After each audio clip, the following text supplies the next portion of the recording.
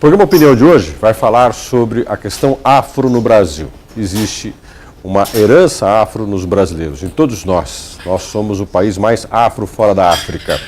Mas será que nós sabemos respeitar, reconhecer e se identificar com isso?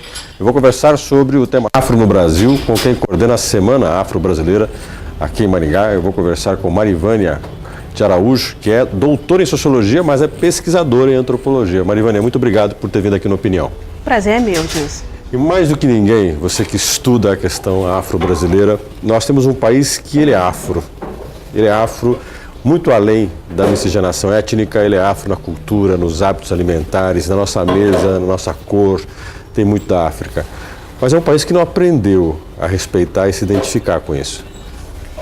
Gilson, tudo que você disse eu concordo, número, gênero e grau. É exatamente isso, né? Nós vivemos num país afro, né? 52% da população brasileira é preta ou parda, né? O que o IBGE considera negros. Então, mais de 50% da população tem essa origem afro.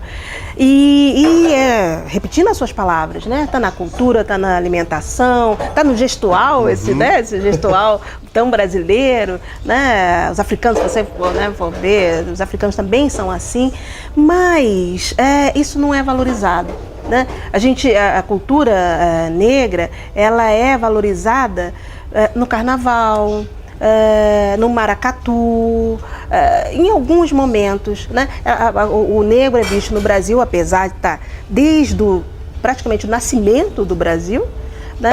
O negro está na história brasileira, contribuindo à história brasileira, mas quando você vai falar do negro, vai falar sempre de uma forma folclórica. Nós estaríamos tratando a regra como exceção, nós somos afro e tratamos isso como se fosse uma exceção. De novo, concordo com você. Nós somos afro, mas tratamos como exceção. Então, para não ficar no campo das ideias, né, não parecer um exagero da professora Marivânia, eu gosto de um exemplo que todo mundo conhece, que todo mundo vê, porque nós somos um país noveleiro, né? São as novelas. Qualquer canal, qualquer emissora, 95, né? Porque às vezes é 90%, às vezes é 100%. 95% do elenco é branco. Então, quando o negro aparece, ele é uma exceção, né? É uma exceção à regra. As coisas, a música, o visual, o cabelo, ele aparece como exceção. E aí, como pensar isso? Talvez essa seja a grande questão para nós brasileiros. Agora a gente fala da regra, existe uma regra que é muito difícil até da gente poder entender, ou melhor, a gente consegue assimilar, mas não da forma correta. Quando você pega alguns números como a renda dos brasileiros, se você pega as pessoas de origem afro, principalmente negras, tem as rendas menores. A mulher negra que mais sofre violência. Então você tem uma população negra que ainda continua numa condição de risco. Aí as pessoas falam, é a herança do processo escravocrata, é a herança que nós tivemos com o passado, que a gente tem que pagar esse passado. Como entender e como fazer com que esse país reconheça que ele também tem números que mostram preconceito? Esse passado, ele não pode ser apagado, né? Tem uma frase, infelizmente eu não vou lembrar o autor, mas que fala o seguinte, que você como historiador, né, deve saber, você sabe muito melhor que eu, a nação que esquece, apaga o seu passado, ela corre o risco de repetir os seus erros no futuro. Então não acho que deve esquecer o passado, deve esquecer a escravidão, não. A gente deve lembrar, a gente deve estar consciente, deve dar desses problemas, mas a gente enquanto nação, enquanto povo, né, avançar. Né? E uma forma de avançar, no meu ponto de vista, é reconhecer que o Brasil é um país racista e preconceituoso. Mariana, uma coisa que eu queria que você pontuasse um pouco é de que esse país às vezes tem números de preconceito maiores do que, por exemplo, vamos pegar a África do Sul, que é um país dentro da África, um país que tem uma cultura forte ligada ao elemento afro, foi colonizado por holandeses e ingleses, mas a África do Sul teve um apartheid, que até a década de 80 foi um problema mundial discutido dentro da África. E hoje você percebe que tem números no Brasil que são piores do que da África do Sul. A representatividade política, por exemplo, dos afro. Por que se resiste tanto num país que já rompeu com a escravidão há tanto tempo e que às vezes tem essa falsa ideia de democracia racial? Olha, essa é uma excelente pergunta e, como toda boa pergunta, é de difícil resposta, né? Difícil resposta pelo seguinte: eu não vou poder te dar uma resposta. Ó, façamos isso e resolveremos o problema. E resolveremos o problema. Não será assim. Mas eu posso te dar alguns indícios para responder a sua pergunta. Um deles tem a ver com o que eu falava antes, que é da gente não esquecer o passado, mas dar um passo à frente. E nesse sentido, e também a questão do preconceito. Um dos problemas sérios que eu vejo na sociedade brasileira, e eu não falo sozinha, né? Eu brinco sempre, Marivaninha, né? Não, humildemente aliado a outros autores, a outros sociólogos, Florestan Fernandes, Darcy Ribeiro, ou pesquisadores contemporâneos como Carlos Rosenbaum, como Marcelo Paixão, né? Para falar. Sueli Carneiro, né? Estou querendo falar que essa não é uma ideia minha, mas um dos problemas do Brasil é a dificuldade em reconhecer o preconceito, em reconhecer que o Brasil é um país que discrimina e que é preconceituoso. E qual é a função desse reconhecimento? Bom, todos nós sabemos que, uma vez reconhecido um problema, é parte da solução, né? Quando você reconhece que há um problema, bom, enfim, eu preciso trocar meus óculos, eu sei que eu tenho que fazer isso, então eu vou agendar um horário para ir lá, eu vou no oftalmo, enfim, já estou encaminhando para isso. O Brasil há uma resistência muito grande, né, em reconhecer esse preconceito. Por que isso, Marivânia, essa resistência? Uma das questões é o mito da democracia racial, né? Qualquer roda, né, de conversa, das mais simples, as mais até sofisticadas, né? Se a gente for conversar e vou abordar esse tema do preconceito, do racismo no Brasil, alguém vai dizer: não, no Brasil não existe preconceito, somos todos iguais, existe a miscigenação, eu tenho amigos negros, eu tenho amigos... Essa é uma frase muito comum, eu tenho amigos negros. Isso, tá... É como se fizesse filantropia, né? Eu também tenho a minha contribuição. Mas isso não deveria, isso não é mérito para currículo de ninguém. Você tem que ter amigos. Exatamente. Independente da pele dessa pessoa, da cor da pele, da quantidade de melanina que ela tem, né? Você deve ter amigos. Então o Brasil há esse mito da democracia racial que foi construído no início da nossa República e é uma construção política, ideológica e que permanece até os dias de hoje, né? E o que compõe, dito de forma muito rudimentar aqui, esse mito? Compõe dizer: somos todos iguais, somos todos... podemos ser amigos, podemos conviver, entretanto existe uma hierarquia. Nessa hierarquia o branco está em primeiro lugar, né? Essa hierarquia, o brasileiro se naturalizou, aquela ideia de que não se questiona. E aí tem um dado que o João José Reis trabalha e que, de certa forma, outros autores mais clássicos começaram a pontuar lá atrás. Vamos pegar desde Gilberto Freire, vamos pegar Darcy Ribeiro, de que existe uma certa incorporação por parte do afro, de que é natural mesmo essa questão de se branquear e do branco, que a Mariana Chauí fala tanto da democracia racial nos trabalhos dela, que aponta até o Machado de Assis. A gente tem isso mesmo, a gente precisa trazer para o próprio afro a ideia de que ele tem um valor e ele acreditar nesse valor. Com certeza absoluta. E é por isso, essa é uma das razões, né? Esse é um dos nascedores do Dia da Consciência Negra. Né? Algumas pessoas, né? A terra de ninguém, que é a internet, então, algumas pessoas na internet falam: para que o Dia da Consciência Negra? Então tem que ter o dia do japonês, o dia do italiano, o dia do sírio-libanês e tal. Eu acho ótimo, eu apoio, e que todos façam festa, né? Eu acho bom. Mas o Dia da Consciência Negra tem uma questão que é importante, que está relacionada com o que você acabou de falar, né? É de conscientizar, de fazer a população negra pensar, olhar para si, olhar para a sua situação. Olha, não é por acaso que os indicadores... os negros estão nos indicadores negativos, fazem parte dos indicadores negativos. Infelizmente, qualquer indicador negativo. Por exemplo, os negros, os dados do DIEESE mostraram isso, né? O negro, ele fica desempregado, né? É o maior número de desempregados são negros, né? E os negros ficam mais tempo desempregados. Isso não é força do acaso.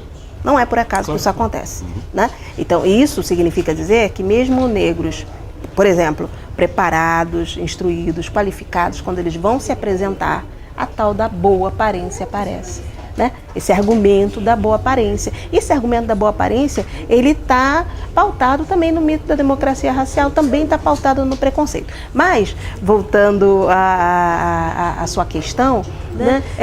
Os negros, nós negros, a população negra, está inserida nessa ideologia do branqueamento, que faz parte da ideologia do mito da democracia racial, que faz parte do pensamento brasileiro, né? Os negros não estão à parte, separados ali. Duas coisas importantes. Uma delas é a representação política, né? Nós temos, como você falou, mais de 50% de nós somos afrodescendentes. Nós deveríamos ter um reconhecimento disso como um fator importante para definir, para nós, políticas públicas que favorecessem essa identificação. Então nós deveríamos ter um comprometimento de mais vereadores, mais deputados, deputados estaduais e federais, governadores, um presidente, ou seja, uma ideia de que nós teríamos que levar à frente essa representação. Por que ela não ocorre?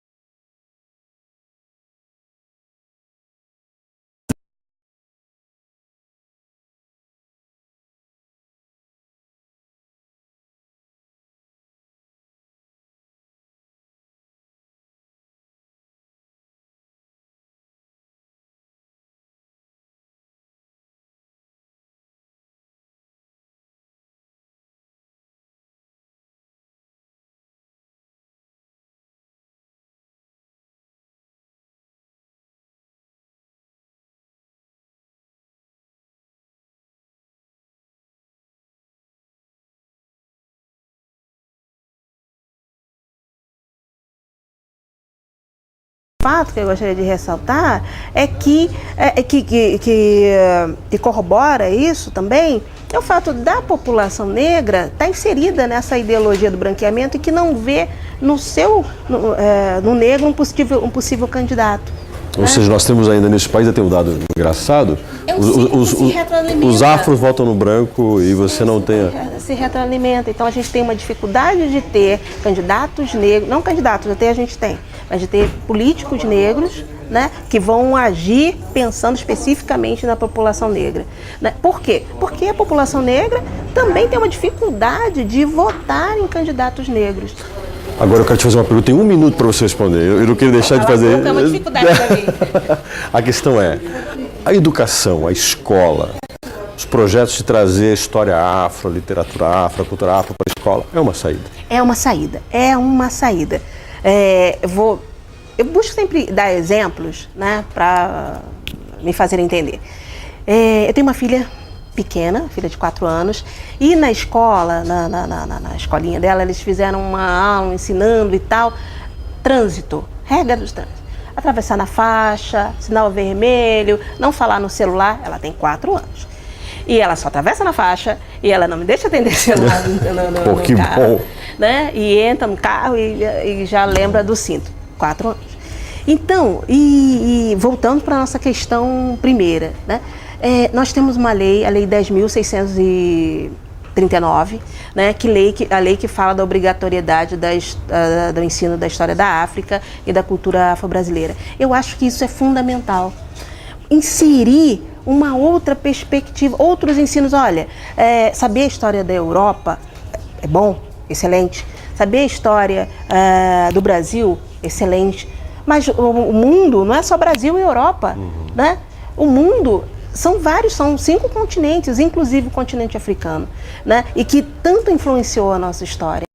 Tanto a nossa língua portuguesa, ela é falada desse jeito, inclusive, por né? Causa do afro. Por causa dos africanos, por causa dos portugueses, por causa dos índios, né? Então, entre inúmeras influências, né?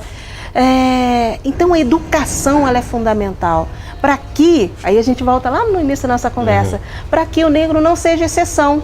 Se eu começar a ver o negro, você, nossos filhos, enfim, as crianças, né?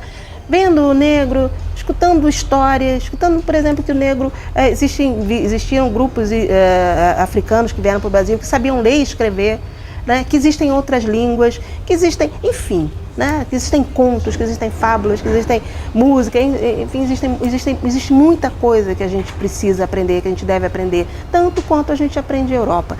E aí, nesse sentido, a educação vai ser fundamental para que a cultura afro-brasileira não seja exceção dentro do Brasil. Por isso que o Brasil e deve sempre ter consciência do quanto ele é africano e de quanto que ele é uma ponte sobre o Atlântico. Daria para ficar conversando com a Marivânia muito, né, porque nós devemos aprender um pouco mais, que o nosso lado afro talvez seja um dos melhores lados nossos. Marivânia, muito obrigado pela nossa presença. Eu agradeço muito. Até o nosso próximo programa.